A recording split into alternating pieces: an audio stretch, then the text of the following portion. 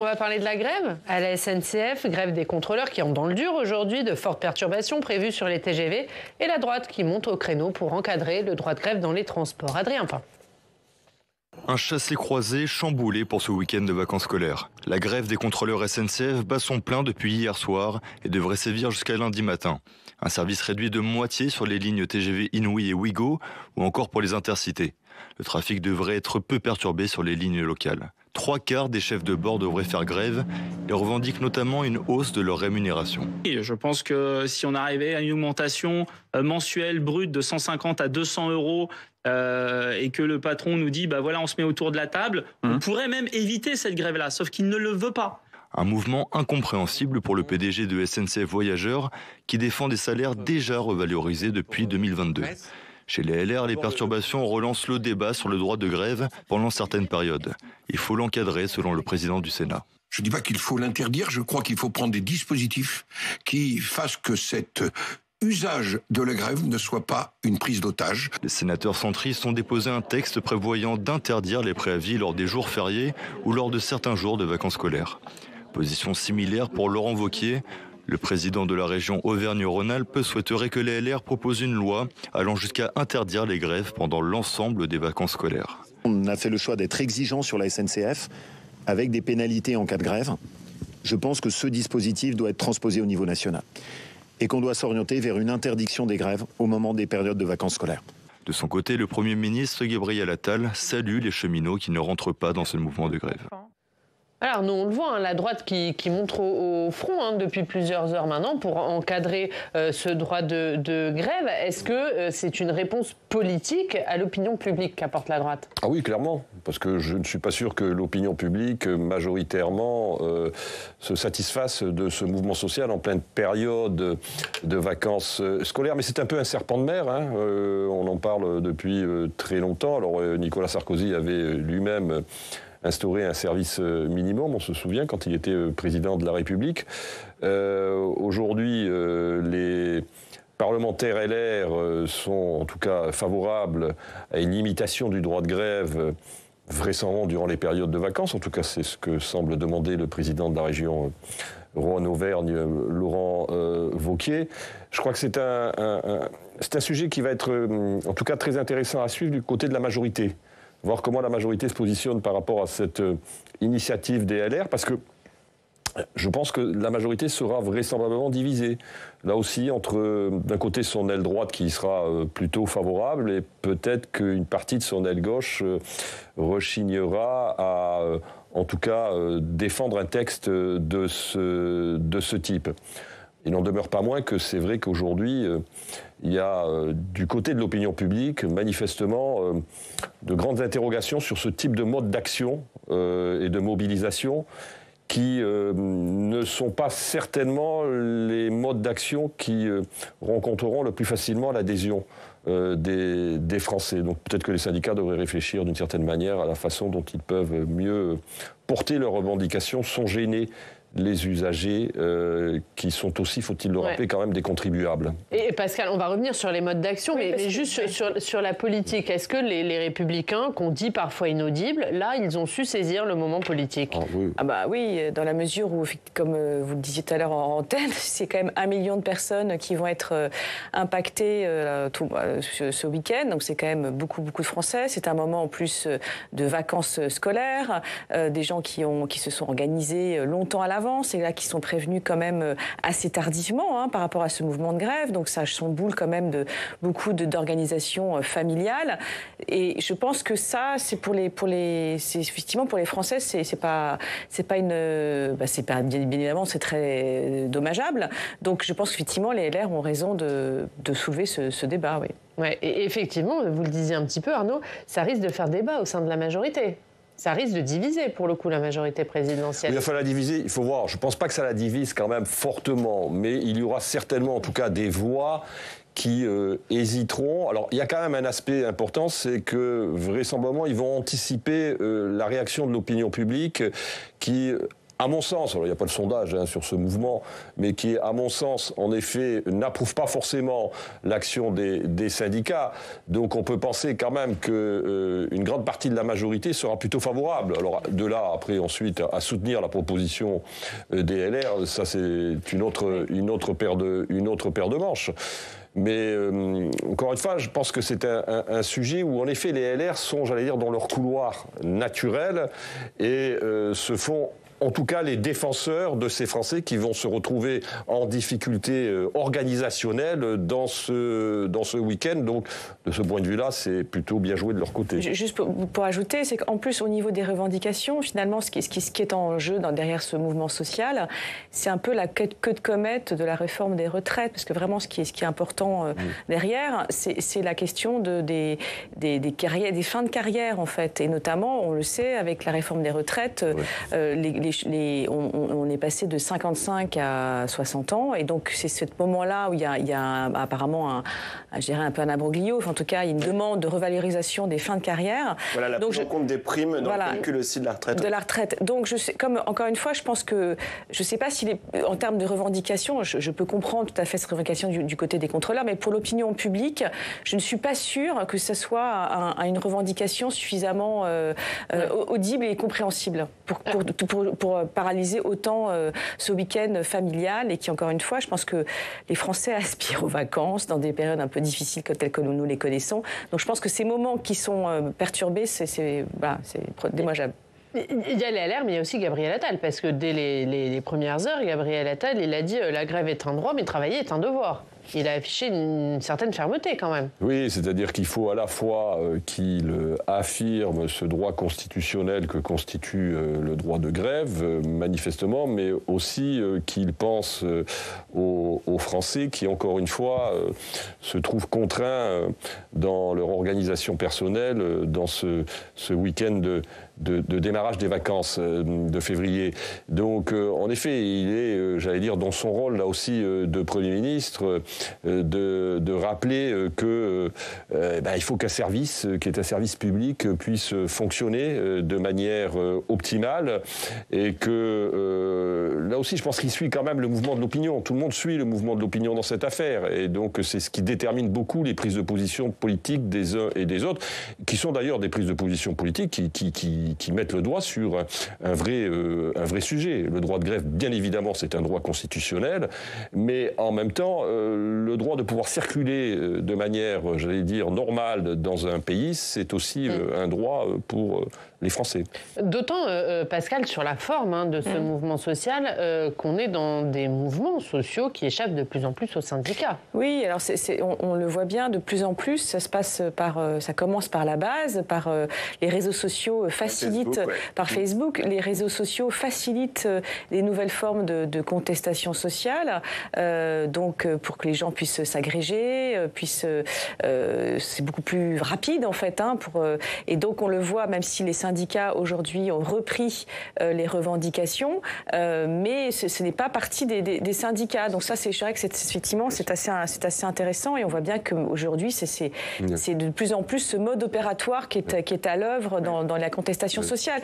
Les contrôleurs se sont organisés sur Facebook, ont mis en place des groupes pour lancer ce mouvement de grève, ont décidé de cette action, et ensuite les syndicats ont effectivement repris. Et donc, j'ai envie de dire, ils sont je n'ai pas tous les détails, mais forcément, si la contestation vient par le bas et de façon aussi massive, il y a toujours un risque que les syndicats soient débordés en fait par la base. On le voit, on l'a vu sur les précédents conflits sociaux, que ce soit dans l'énergie, etc. C'est un peu la nouveauté aujourd'hui. Est-ce que ça pose la question? On l'a vu dans la crise agricole aussi, où c'est d'abord la base en Occitanie qui a lancé le mouvement et les syndicats qui ont suivi après. Est-ce que ça pose des questions sur les nouvelles modes de contestation aujourd'hui? Ça veut dire qu'aujourd'hui, si vous voulez, la crise de la démocratie, c'est aussi la crise des corps intermédiaires.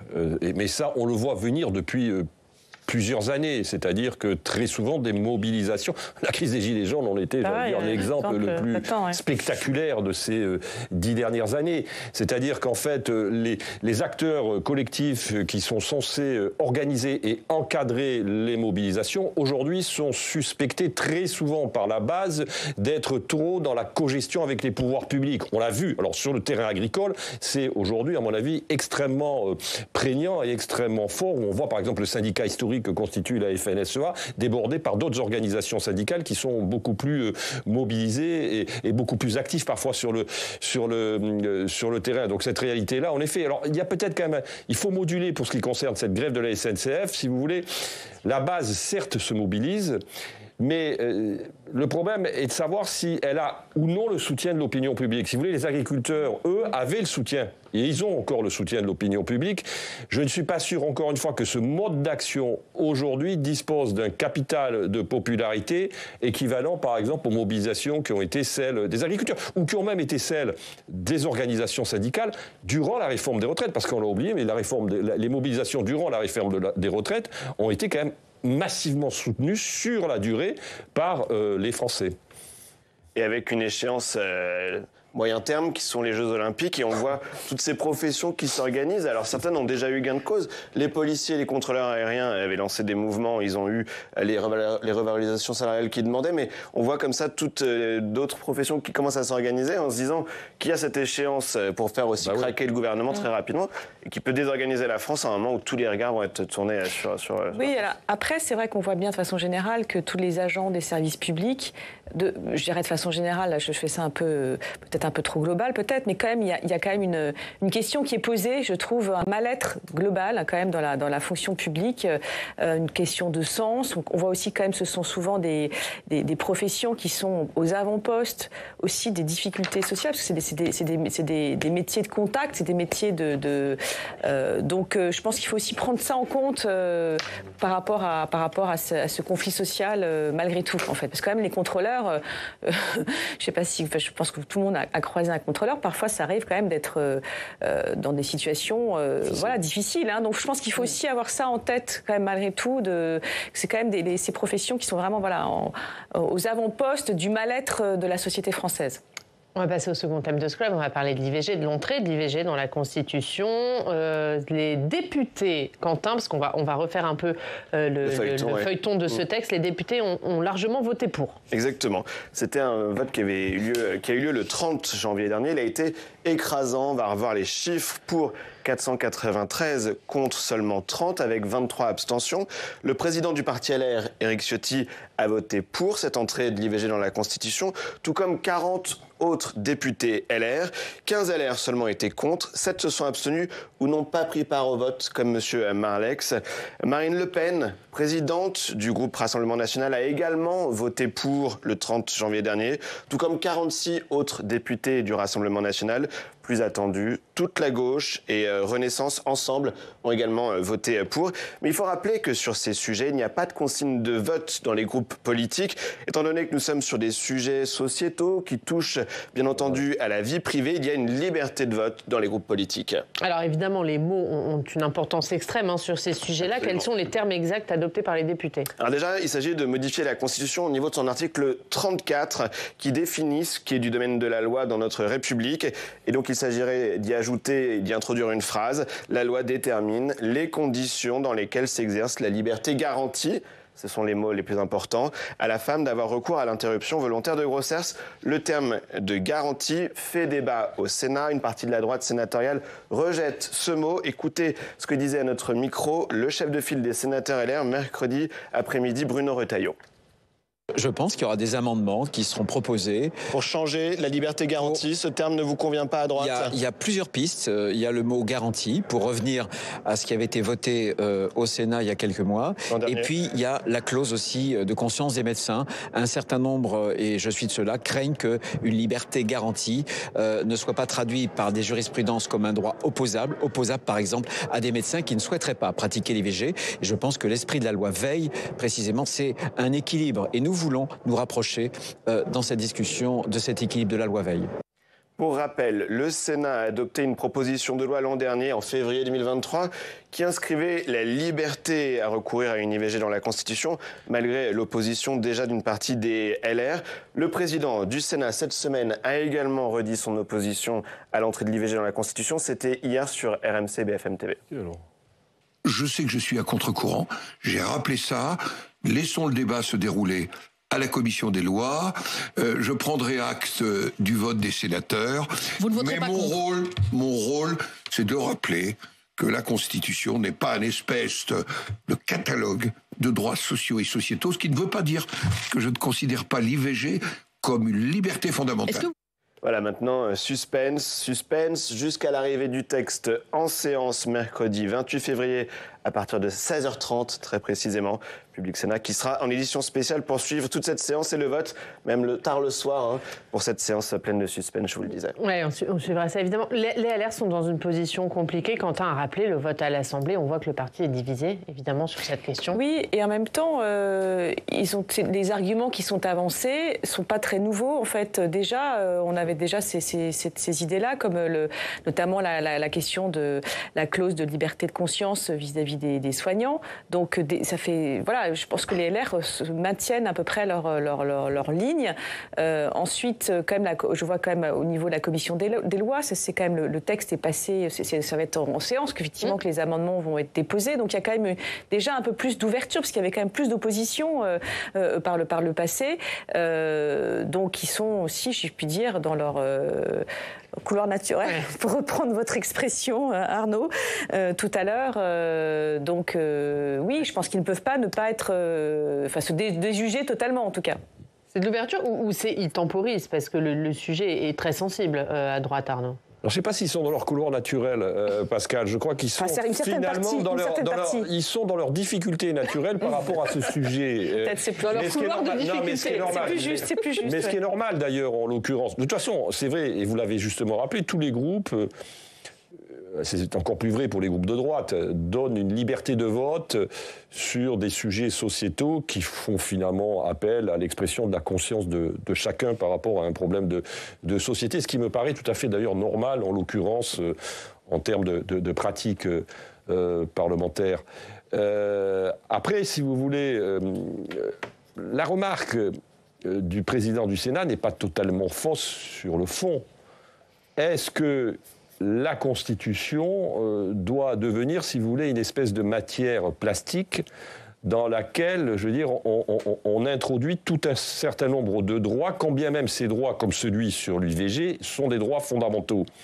Il pose une question qui me paraît être une question qui ne peut pas être balayée d'un revers de main, même si on voit bien que ça peut susciter des controverses compte tenu de la très grande sensibilité sur cette question. Il faut rappeler quand même que cette initiative, qui est une initiative présidentielle, en l'occurrence d'Emmanuel Macron, entre autres, fait suite à la remise en cause du droit à l'IVG aux États-Unis. Dans certains États, oui. Dans certains États, évidemment, pas sur l'ensemble du territoire américain. La vraie question est de savoir, et ça c'est difficile d'y répondre, est-ce qu'aujourd'hui il y a une menace sur l'IVG en France? Est-ce qu'on peut l'anticiper ou pas? Il me semble que le débat, en tout cas, au niveau de la société française, fait l'objet d'un plus grand consensus, vraisemblablement qu'aux États-Unis. Ça, c'est une réalité. Et je n'en veux que pour preuve, et c'est très intéressant, vous l'avez justement rappelé, le vote du Rassemblement national sur cette question. Alors, vous avez quand même la moitié du groupe Rassemblement national qui a voté pour cette inscription. Une grande partie s'est abstenue, mais ça veut dire quand même qu'il y a une évolution, même sur des formations politiques qui étaient quand même historiquement plutôt, je veux dire, c'est le moins qu'on puisse dire, opposées, en tout cas extrêmement restrictives dans leur approche de ce sujet. Parce que je pense que sur cette question-là, sur cette question du droit à l'IVG, il y a un consensus dans la société française et toutes les études d'opinion le montrent. À la différence, par exemple, d'un autre sujet qui est un sujet de société et de politique pénale, qui est celui de la peine de mort, où on a vu des sondages récents qui montraient que c'est beaucoup plus, partagé. Et puis, alors, je vais peut-être un peu déborder du sujet, mais je pense quand même que pour expliquer aussi la position des LR, c'est que je pense qu'ils sont obligés de maintenir quand même cette ligne un peu de remise en question, en tout cas de critique, en tout cas d'agiter certains arguments, parce qu'on va quand même avoir aussi un texte qui va arriver, je ne sais pas quand, sur la fin de vie. Donc il y a quand même à un moment donné une question de cohérence. On le sait bien au niveau quand même de l'électorat, je dirais plus catholique, en tout cas ou plus conservateur. La préservation de la vie, que ce soit à la naissance ou à la mort, est je dirais quelque chose de fondamental. Donc je pense que les LR sont aussi obligés d'afficher cette défense de la vie, obligés, en tout cas une partie, en tout cas, pour maintenir aussi une cohérence par rapport à ce texte qui va arriver d'ici l'été. Un mot de conclusion, Quentin ? Oui, un mot sur les sénateurs qu'on a pu croiser ces derniers temps et qui nous expliquent qu'ils avaient voté contre cette inscription l'an dernier, lorsque c'était qu'une proposition de loi qui venait de l'Assemblée nationale, et qui nous disent qu'en fait les arguments juridiques qu'ils essayent de porter, ils sont peu audibles dans leur département, et que pour certains, même s'ils siègent au groupe LR, ils vont changer leur vote parce qu'ils disent que maintenant il y a cette envie qui vient en France et que leurs arguments ils n'arrivent pas à convaincre sur le plan juridique. Et Quentin, vous nous l'avez dit, ce sera à suivre le 28 février. Évidemment, on suivra cette séance. Le vendredi, c'est veille de week-end et on vous emmène découvrir notre patrimoine. Jérôme Rabier nous ouvre les portes du Panthéon. C'est là qu'entreront mercredi Missak et Méliné Manouchian. Missak Manouchian, résistant communiste, fusillé par les Allemands en février 1944 et 80 ans, jour pour jour, après avoir été tué. Il fera donc son entrée au Panthéon. On regarde ce reportage de Jérôme Rabier. Une éphémère église devenue nécropole républicaine, avec au fronton une devise « Aux grands hommes, la patrie reconnaissante ». Le Panthéon, au cœur de Paris, aura le 21 février deux nouveaux occupants, Méliné et Missak Manouchian. Missak, résistant arménien qui avait choisi la France et de la défendre jusqu'au bout pendant la Seconde Guerre mondiale. Sa panthéonisation était attendue de longue date, presque une réparation d'un oubli pour les défenseurs du projet. Mon problème, c'est pas pourquoi il rentre, c'est pourquoi il n'est pas rentré plus tôt. Enfin, c'est quand même le premier résistant étranger à rentrer au Panthéon et le premier résistant communiste. Quand on sait l'importance et la résistance des étrangers et la résistance des communistes, on peut quand même se dire que oui, c'est pas trop tôt. À la tête du groupe des FTP-MOI parisiens qui regroupait les militants communistes étrangers, Missak Manouchian menait des attaques sur les occupants allemands dans la capitale. Arrêté en novembre 1943, il est jugé avec 22 autres camarades et utilisé par la propagande nazie qui placarde partout une affiche rouge dénonçant l'armée du crime, une propagande qui, loin de les discréditer, en fit des héros et popularisa leur groupe de résistants. Ça s'est inversé, c'est-à-dire qu'ils ont voulu en faire des terroristes, ils en ont fait des héros. Ils ont voulu en faire des criminels de droit commun, ils en ont fait des résistants. Donc ils ont échoué et ça a participé évidemment de l'aura de Manouchian. Rescapé du génocide arménien, Missak Manouchian avait choisi la France et demandé à 2 reprises sa naturalisation, sans succès, ce qui ne l'empêcha pas de combattre pour elle et pour les valeurs qui y étaient attachées. Il a un attachement à la France, mais pas évidemment la France de Pétain, la France de Vichy, la France de la Révolution française. La Convention nationale, ça tombe bien, il est bien au Panthéon. Hein. C'est la France des droits de l'homme, c'est la France des Lumières. C'est ça, sa France. Dans la crypte du Panthéon, Missak Manouchian rejoindra notamment d'autres grands résistants, Jean Moulin, Pierre Brossolette, Geneviève de Gaulle-Antonios ou encore Germaine Tillion. Le choix du caveau numéro 13 ayant été décidé en décembre dernier. Il y avait en gros 2 possibilités. Soit on le mettait, lui et Méliné, avec le groupe des résistants qui avait été panthéonisé en 2015. L'autre choix possible étant, alors moi, historien de la mémoire, je trouvais ça tout à fait cohérent, de se dire, on le met avec les autres choix du même président de la République, c'est-à-dire Maurice Genevoix et Joséphine Baker. 80 ans jour pour jour après son exécution, le 21 février, Missak Manouchian reposera donc aux côtés d'autres grands hommes et femmes qui ont marqué par leur engagement la nation française. Lui, l'Arménien, l'étranger, le communiste, qui jusqu'à la mort lutta pour que les valeurs qu'il défendait restent vivantes. Arnaud, qu'est-ce que ça symbolise ce choix ? Missak Manouchian, c'est le premier résistant étranger, Oui, c'est ça, si vous voulez, la résistance était très hétérogène, il ne faut jamais l'oublier. Et donc, c'était une myriade de groupes. En effet, lui, Manouchian, représente cette part de la résistance étrangère, communiste, dans la résistance à l'occupant. Il y a des tas de grandes figures encore qui pourraient rentrer au Panthéon, hein, beaucoup, hein, notamment des femmes. Hein. Je pense à quelqu'un qui a joué un rôle très important dont on a oublié, c'est Marie-Madeleine Fourcade, qui a été la femme qui a été à la tête du plus gros réseau de résistance, qui s'est engagée dans la résistance des 40, qui mériterait elle aussi la panthéonisation. Il reste encore de nombreuses et belles figures, je pense, pour entrer au Panthéon. Pascal. Alors moi, ce qui me frappe là, c'est qu'il soit effectivement à côté de Joséphine Baker et Maurice Genevoix, donc à croire que ça va être le carré Macron. Donc donc on voit qu'aussi à travers cette panthéonisation, le président poursuit son travail de. On voit bien la précédente, c'était effectivement Joséphine Baker, donc de ces grandes figures étrangères et voir comment ce qu'elles ont effectivement apporté à la France et comment justement il essaye de travailler sur cette question de la mémoire, de la part de l'immigration, du rôle joué positif dans la société française. Donc voilà, c'est ça ce que je pense qu'il poursuit son travail de ce côté-là. Ouais, et la panthéonisation, ce sera mardi, cérémonie au Mont-Valérien, et mercredi, l'entrée de Missak Manouchian en Panthéon. On en parlera évidemment longuement dans cette émission. Quentin, on regarde ce qu'il y a à la une de la presse régionale.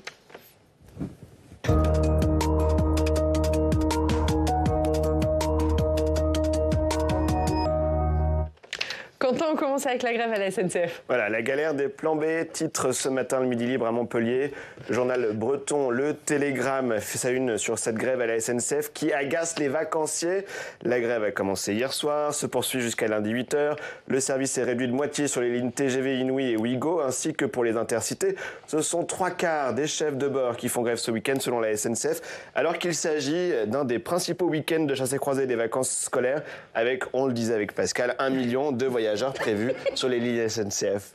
Une interview exclusive de Gérald Darmanin, c'est à la une de Corse ce matin. Oui, c'est une interview importante, Oriane. Et je ne dis pas ça parce que juste vous suivez le dossier Corse. Avec Arnaud. Avec Arnaud, mais effectivement, il faut lire cette interview.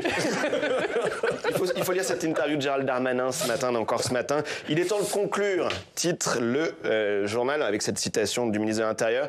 Le moment est solennel. Le ministre de l'Intérieur reprend en main le processus de Beauvau, dit le journal. Il somme avec fermeté, je cite toujours, les élus insulaires d'aboutir à la rédaction d'un texte constitutionnel. Pour y parvenir, il convie les principales forces politiques à un dîner le 26 février prochain à Paris. L'échéance qui ressemble à une dernière chance, dit Corse ce matin. Dans les pages intérieures, on comprend que tout va se jouer autour de ce dîner. Nous prendrons le temps, y compris s'il faut y passer la nuit, dit Gérald Darmanin. Au cœur des négociations, la question du pouvoir législatif pour la Corse sur certains sujets. On continue de parler d'agriculture, c'est à la une de certains journaux de presse régionale. Avec cette contradiction, les Français aimeraient acheter français. Les services de l'État travaillent ainsi sur les fraudes à la marque France sur les produits, raconte ainsi le Dauphiné à Grenoble. Mais ces produits locaux coûtent aussi plus cher. Or, les clients visent d'abord le prix, résume la Charente Libre. On voit donc cette contradiction avec ces deux journaux. La Charente Libre à Angoulême qui explique que ce paradoxe provoque l'incompréhension. Un produit fabriqué à l'autre bout de la planète coûte moins cher que celui produit à 10 km du commerce. À l'une des dernières nouvelles d'Alsace, c'est la ville de Strasbourg qui attaque l'État en justice. Voilà. Il y a la maire de Strasbourg, Jeanne Barséguian, ainsi que les maires de 4 autres grandes villes, Rennes, Lyon, Bordeaux, Grenoble, toutes ces villes avec des maires écologistes. Ils ont décidé d'engager une procédure contentieuse contre l'État au sujet du manque d'hébergement d'urgence pour les personnes sans abri, les SDF également. Ils réclament le remboursement des sommes dégagées, demandent une véritable politique de mise à l'abri. On avait vu le chiffre de la Fondation Abbé Pierre il y a quelques semaines, 330 000 sans domicile fixe en France en 2023. Allez, c'est devenu une habitude. Quentin, vous nous parlez foot le vendredi. Adios. C'est la une du Parisien d'aujourd'hui en France. Voilà, je vais faire mon footix. La Star, effectivement, a dit hier à la direction du PSG qu'il quittait le club cet été. A priori, il partirait, on garde le conditionnel. On ne sait effectivement, on m'a bien rappelé cela dans l'oreillette. Il partirait pour le Real de Madrid. Aucun doute qu'il jouera encore à 100% jusqu'à la fin de la saison, disent les dirigeants du club, notamment avec la Ligue des Champions, car le PSG a gagné son match aller en 8e de finale. On attend la suite. Vous avez suivi. Merci Quentin, merci beaucoup. On regarde vos unes, la une de la revue politique et parlementaire. Arnaud, le travail. Oui, un dossier sur le travail, mais aussi un grand entretien avec Benjamin Stora pour essayer de réconcilier ce qui est un difficile pari des mémoires françaises et algériennes. La une de la vie, les applis de la tentation. Oui, on essaie de montrer que parfois les réseaux sociaux exacerbent nos passions tristes, comme la jalousie, la paresse intellectuelle. Enfin, c'est un peu les 7 péchés capitaux de l'appli. Merci Pascal Tournier, merci Arnaud Benedetti, merci Quentin d'avoir été avec nous. Merci à tous de nous avoir suivis. On vous souhaite un excellent week-end à lundi.